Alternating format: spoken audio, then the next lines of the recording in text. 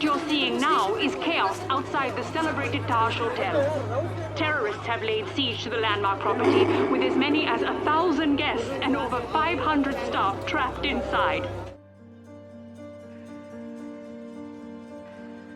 I first heard about the Mumbai attacks, the 26/11 attacks, pretty much like everyone else did on the news. And kind of like everyone else, I saw a burning building and a lot of distraught faces and that sort of thing. I had friends who, the general manager of Hotel Taj was a friend of mine who lost his wife and his 2 children. There was another friend from Mumbai, so it's a personal story. Watching at home, I'd just flown out of Bombay when the attacks happened, and I landed in London, and the whole family was just watching in terror.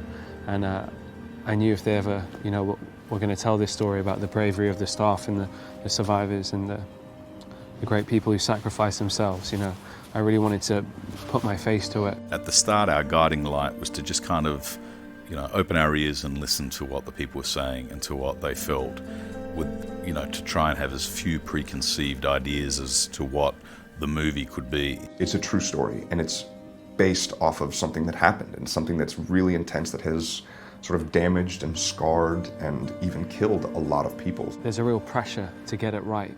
When you're doing a scene, you're constantly battling against those cinematic moments, and you're trying to ground it in a reality.